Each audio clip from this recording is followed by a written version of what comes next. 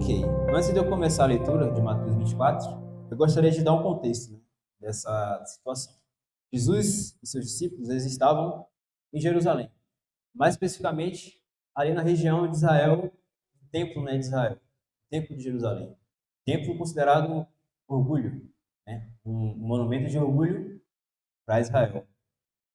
Eles estavam visitando ali, provavelmente vendo, né, o templo, analisando ali o que estava acontecendo, e a Bíblia começa falando assim.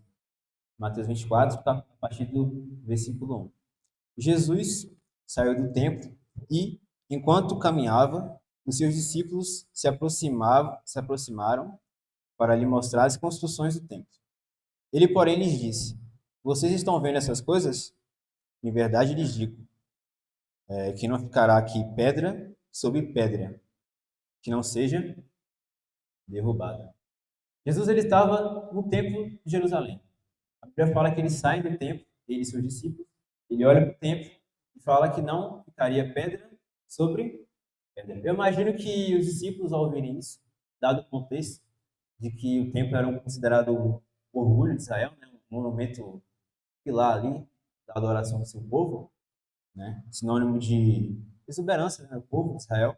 Os discípulos, ao ouvirem isso, que não ficaria pedra sobre pedra, eles ficaram com medo, né? Provavelmente ficaram com medo, atônitos, se perguntando quando que isso ocorreria, né? Visto que o templo era um motivo de orgulho para aquele povo.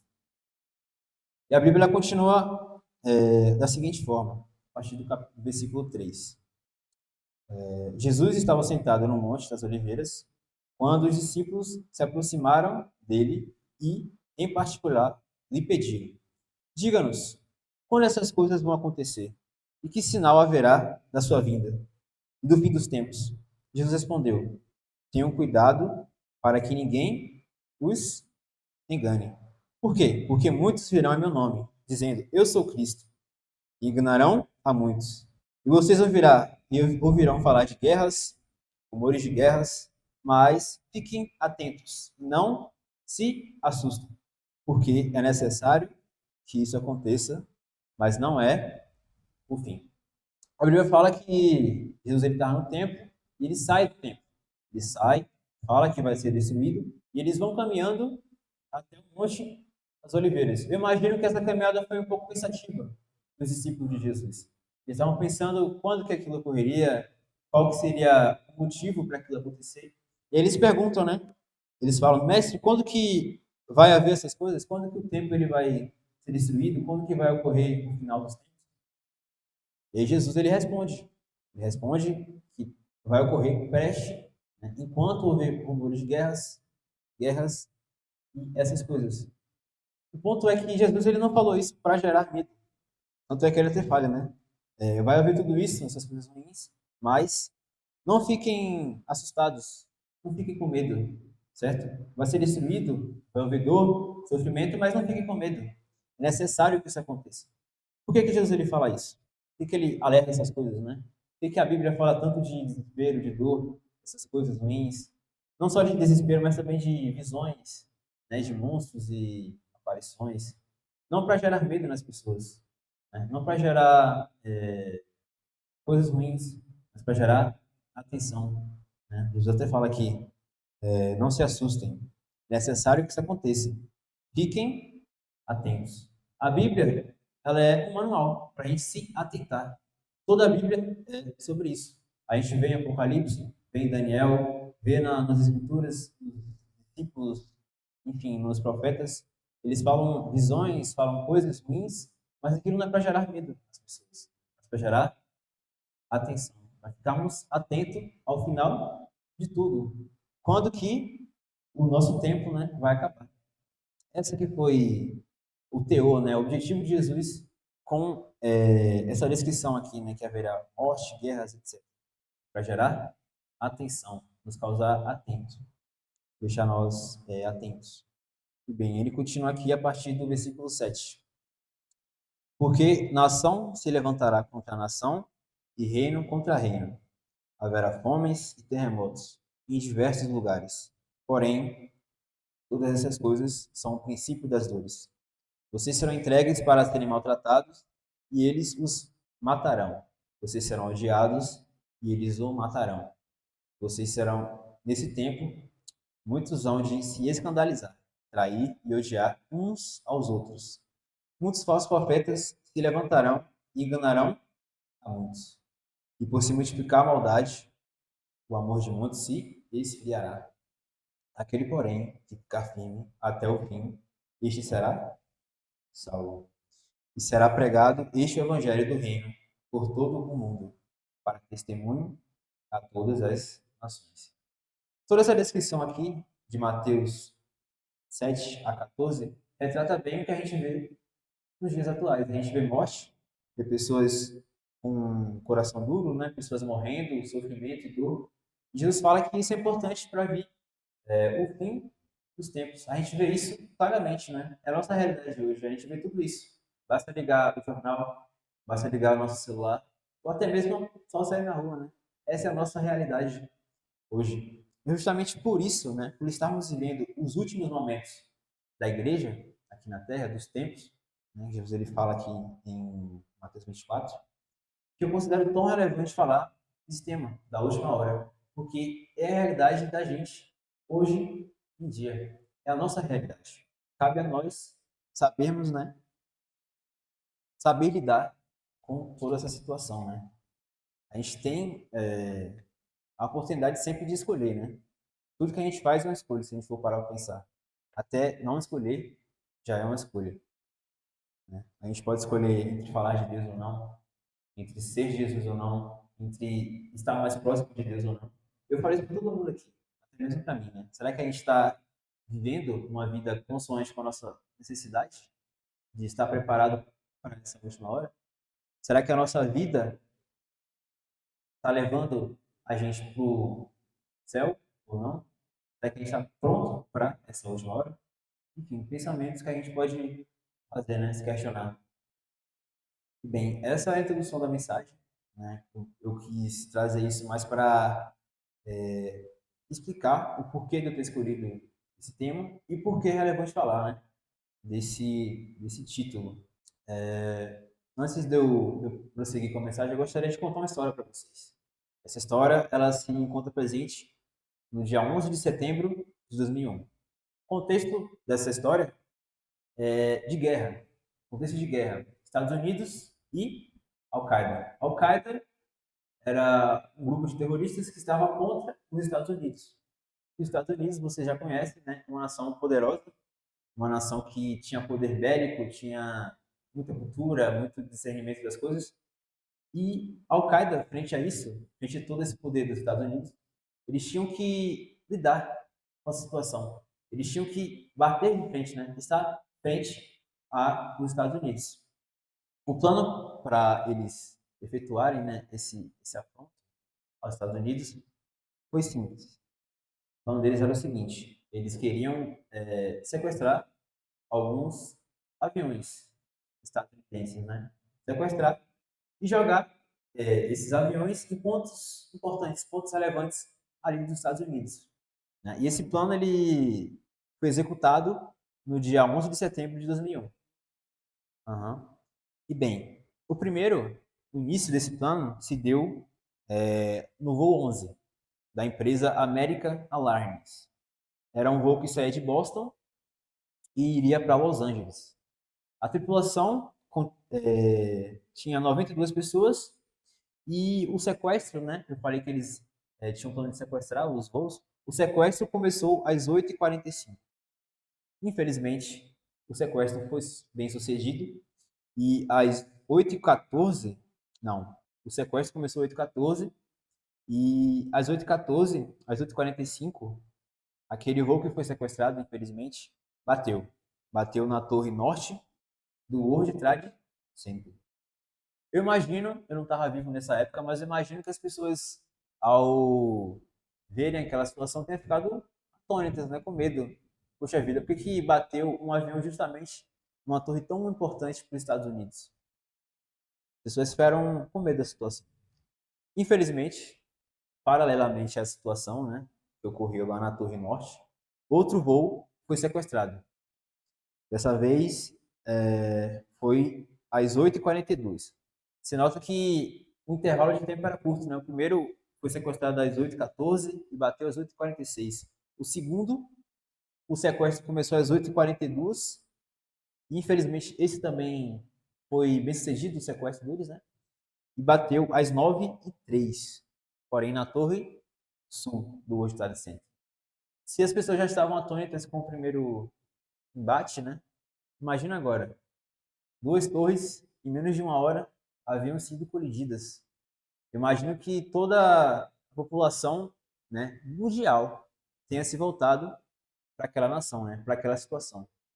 Foi um período provavelmente de medo e de apreensão, né? As pessoas observavam a notícia nos jornais, como eu já falei, eu não estava vivo, mas eu imagino como é que tenha sido, né, para quem estava vivo. Não sei se vocês acompanharam. Alguém acompanhou essa situação? Sim. Ok. E aí, eu imagino as pessoas perguntando, né, quando é que isso vai acabar? Infelizmente, não foi naquela hora. Por quê? Porque às 8h51, outro voo foi sequestrado. Dessa vez, esse voo ele tinha origem em Washington, D.C., e tinha destino a Los Angeles. Começou o sequestro às 8h51. Infelizmente, esse terceiro voo também sequestrado obteve sucesso. O impacto ocorreu às 9h37. E pasmem, o voo ele foi lançado no Pentágono. Lançado no Pentágono. Eu imagino que se frente a duas torres sendo colididas, já havia tido uma situação assim de desespero, eu imagino que agora a situação tinha colidido ainda mais. Por quê? Porque o Pentágono é um sinal de força dos Estados Unidos, sinal de resistência. É um ambiente militar. E você atacar uma, um local desse, né, imagino que as pessoas tenham ficado ainda mais apreensivas, se perguntando se aquele era o último momento, né? Se era aquela a última hora, certo? O fato é que o sequestro, né, e o plano da Al-Qaeda ainda não havia tido fim. Outro voo também foi sequestrado. Agora eu quero que vocês guardem aí as características desse voo. O nome do voo é o voo 93 da United Airlines. Ele saía de New York e ia para São Francisco. Haviam 44 pessoas a bordo. E esse também foi sequestrado, né?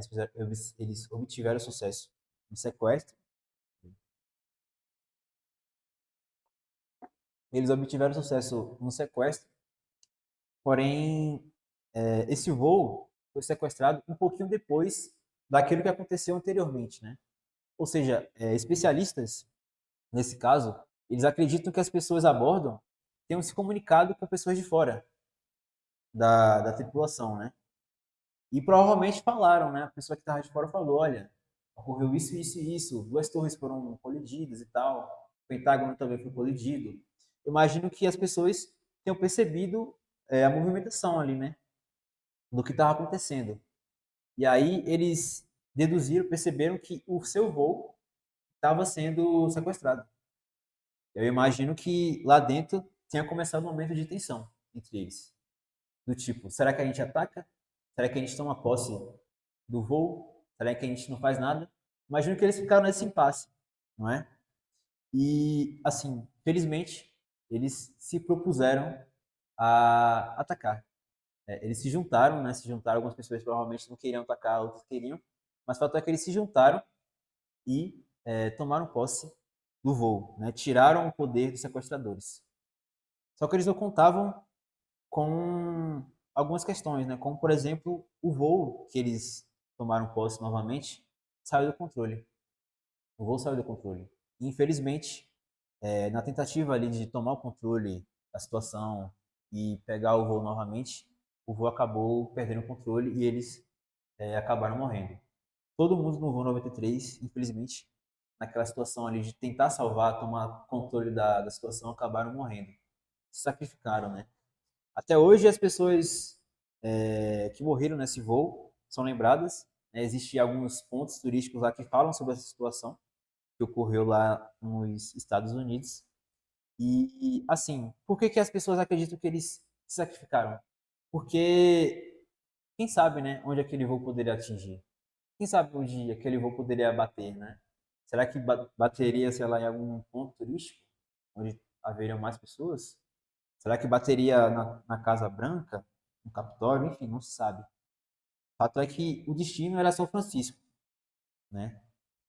São Francisco. E São Francisco tinha o Capitólio, tinha a Casa Branca, então poderia ser um desses lugares, né? Deduzem que poderia ser um desses lugares, onde o voo dos sequestradores poderiam bater. Mas, por sorte, né, eles se juntaram, tomaram posse e, infelizmente, sacrificaram em prol desse voo, né? Agora, sim, dessa história a gente pode tirar diversas conclusões, né? Diversas pílulas de conhecimento para a gente. Que a gente pode absorver e colocar em prática nas nossas vidas, né? A primeira lição é que a vida cristã, ela envolve escolhas. A gente escolhe fazer o certo ou o errado, fazer o bem ou o mal, se juntar a Deus ou não. A gente está sempre escolhendo. Por quê? Porque a vida envolve escolhas. E a vida cristã, ainda mais. Né? Todos os dias, quando a gente sai de casa, a gente tem a oportunidade de pregar a palavra de Deus. Seja através dos nossos atos, através das nossas palavras. Enfim, é a frase do Tim Keller, né? Um pregador norte-americano.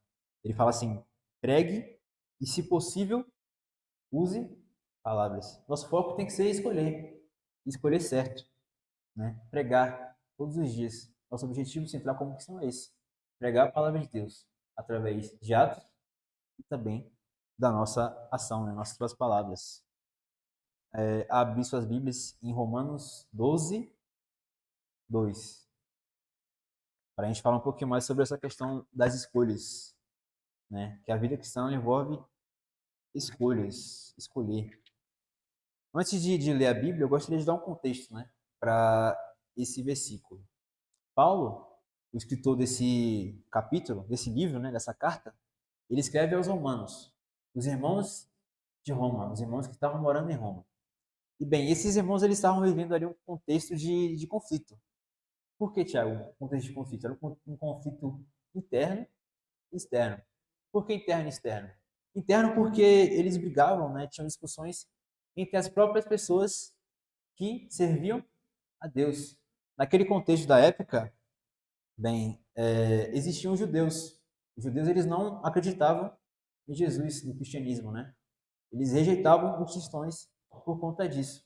Eles não acreditavam que Jesus era o Cristo e tinha todo aquele preconceito dos judeus com as pessoas que eram cristãs. Então era um conflito interno ali entre pessoas que acreditavam em Deus.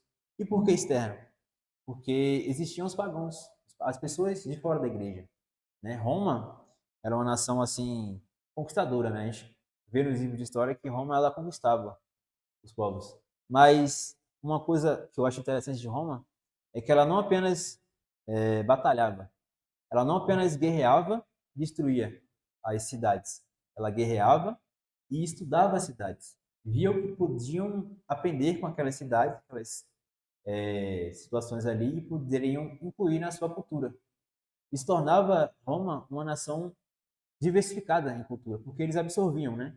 Atacava e aprendia, atacava e repreendia, porque eles iam atacando ali. Isso tornava eles uma nação cheia de cultura, mas também bem pagã, né?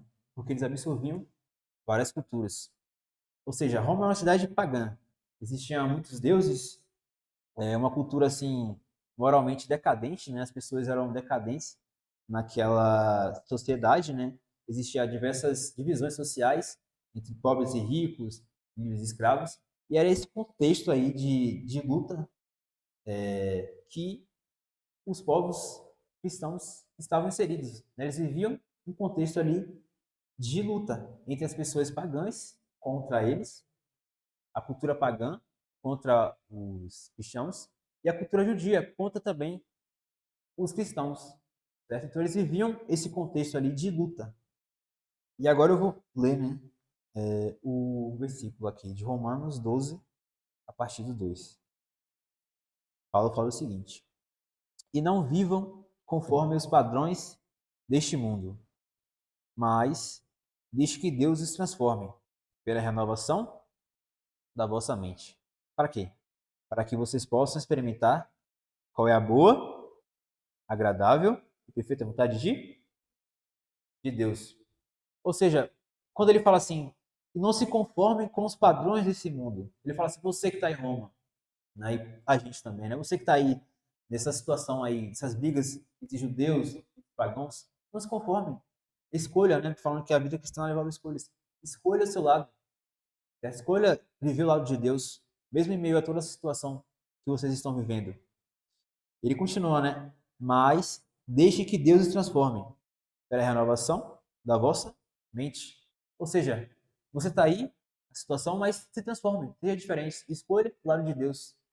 Mude de dentro para fora. Ele convida os irmãos de Roma a ter uma mudança espiritual, uma metamorfose de dentro para fora, que é a verdadeira mudança, né? Você só muda se você muda sua mente primeiro. Para que fazer isso? Para que vocês possam experimentar qual é a boa, agradável e perfeita vontade de Deus.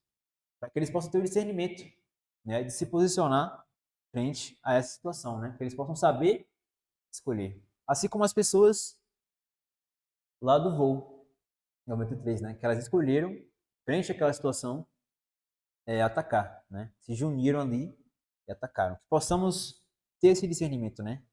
De que estamos aqui, mas não somos daqui. Temos que saber escolher. Assim como uma mensagem aqui de Paulo para as pessoas de Roma, para os romanos.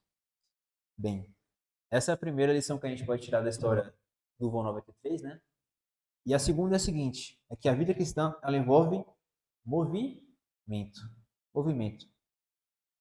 A gente tem que escolher, né? De fato, a gente tem que escolher o nosso lado, escolher o lado de Deus, fazer aquilo que Deus ele pede. Mas também a gente precisa se movimentar. Não basta apenas vir à igreja. Parabéns para você que veio aqui à igreja. É importante a gente congregar, estar aqui com os irmãos, né? Que chama de koinonia. É importante a gente estar nesse ambiente. Mas também a gente precisa adotar esses ensinamentos na nossa vida, no nosso contexto diário, todos os dias. E aí eu gostaria de trazer uma história que eu achei interessante. Eu vi em algum sermão, eu não lembro direito onde foi que eu vi, mas eu achei importante e acho importante falar, né, trazer para esse sermão. Esse foi o seguinte: um pregador, né, um pastor da igreja, ele estava cansado da rotina ali da sua igreja. Ele percebeu que os irmãos eles estavam indo para a igreja, assistiam o culto, iam para o culto, faziam tudo que tinham que fazer ali, né? Cantavam e tal, oravam. Mas ele percebia que ao terminar o culto as pessoas não mudavam, as pessoas estavam paradas.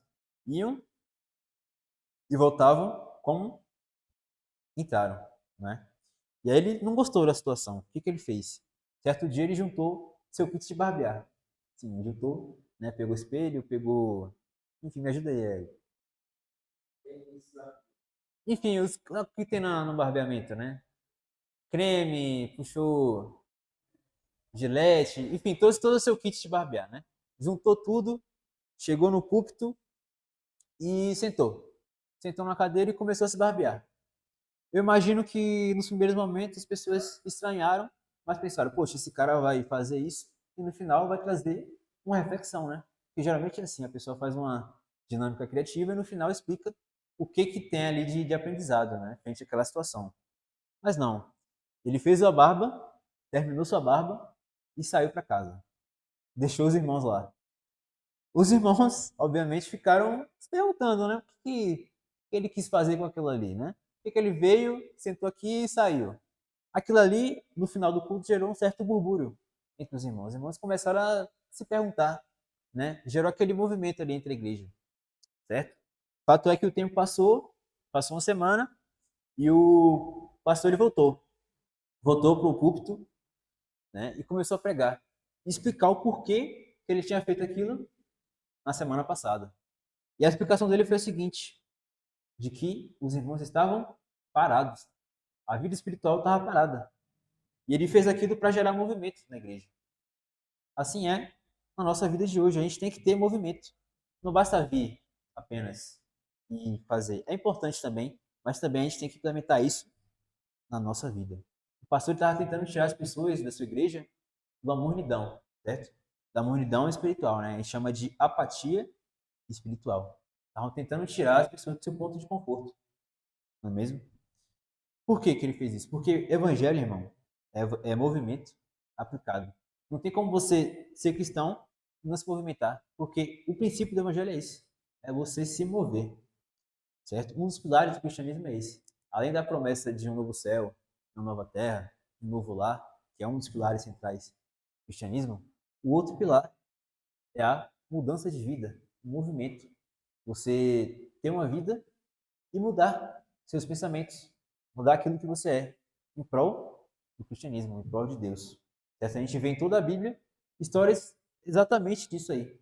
A gente vê Mateus, que era um cobrador de impostos, né? Alguém, provavelmente as pessoas tinham raiva dele porque tinha traído a sua nação, né? O cobrador de impostos, ele cobrava as pessoas. Então Mateus, ele era um cobrador, alguém de odiado. Conheceu Jesus, mudou, se tornou um discípulo, né? Um apóstolo de Deus. A gente vê Paulo também. Paulo era um perseguidor da igreja, perseguia o cristão, o movimento da igreja. Caiu do cavalo, e aí? Mudou totalmente sua história, né? Tornou um pregador, um construtor, um criador de igreja. A gente vê Davi, a gente vê, enfim, diversas histórias, pessoas que eram de uma forma e mudaram. Por que isso? Porque é isso que eu estou falando. Evangelho é movimento aplicado. A gente tem que se mover.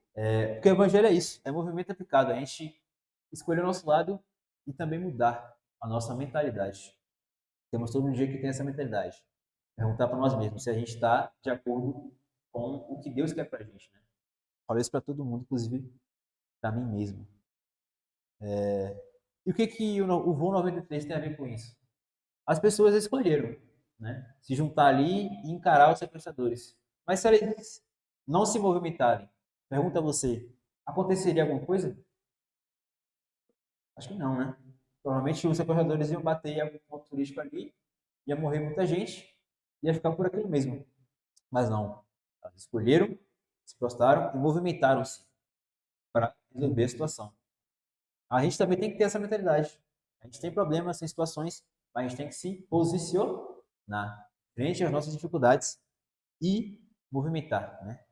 Ter um novo estilo de vida. Essa é a segunda lição que a gente pode ter com a história do Voo 93. E bem, a terceira, né, e última para finalizar aqui, é que a vida cristã ela envolve sacrifícios, irmão. Envolve sacrifício. E aí eu convido vocês a abrir suas Bíblias. Abrir não, né? Está aberto. Em Romanos 12, 1. Só um versículo antes do Romanos 2. E bem, Paulo fala assim: portanto, irmãos, pelas misericórdias de Deus, peço que ofereçam o seu coração, o seu corpo, como sacrifício vivo, santo e agradável a Deus.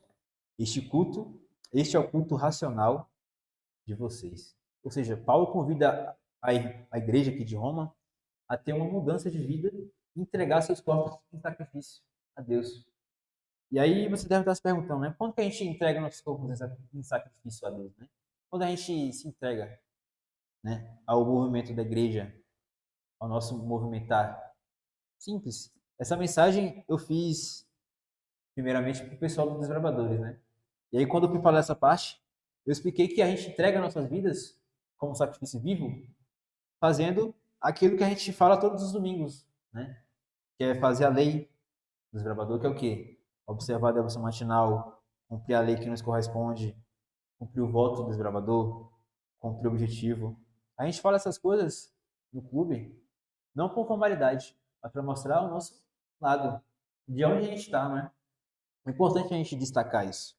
Ou seja, irmão, quando a gente fala que a gente tem que entregar a nossa vida em sacrifício vivo a Deus, é justamente isso. A gente abdicar de nós mesmos e fazer a vontade de Deus. A gente tem que todos os dias se negar. Isso, de certa forma, é um sacrifício. É um sacrifício, assim, digamos, entre várias aspas, um sacrifício bom, importante para nossas vidas. A gente tem que todos os dias negar a si mesmo, não é mesmo? Para finalizar, eu convido vocês a pensar nisso durante essa semana, durante esse mês, e pensar isso em colocar isso em prática nas suas vidas. As pessoas daquele voo, né, escolheram, frente ao perigo, se movimentar. Eles se propuseram a atacar e finalizaram suas vidas, infelizmente, morrendo, né? Que a gente possa também ter uma mentalidade parecida com a deles. A gente tem que escolher nosso lado, né? Vir à igreja, fazer o que é certo perante a Deus, se movimentar, né? Mudar nosso estilo de vida e, sobretudo, se sacrificar. Quando eu falo sacrificar, não é morrer ou algo do tipo, mas é negar a nós mesmos. Todos os dias a gente tem que ter esse pensamento. Devemos mudar a nós mesmos. E normalmente eu falo que isso é para todos nós aqui presentes. A gente tem diversas vidas lá fora, não é mesmo? Precisando de Deus, de uma mensagem, de uma pregação, precisando que as pessoas elas vejam Deus na gente. Quando a gente vai para o trabalho, para a escola, enfim, para os ambientes, a gente tem que mostrar Deus. Essa é a vontade de Deus. Para que a gente possa colocar isso todos os dias na nossa vida.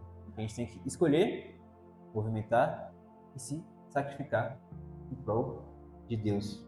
Possamos sair daqui diferente de como entramos, né? Percebendo a nossa realidade, nossos defeitos e mudando as nossas perspectivas para que possamos de fato ser mudança na vida das pessoas e apressar a volta de Deus para que a última hora, né? O tema da mensagem é esse, a última hora, para que a última hora possa chegar mais brevemente. Que possamos ser todos os dias a luz do mundo. Esse é meu apelo para a igreja de hoje.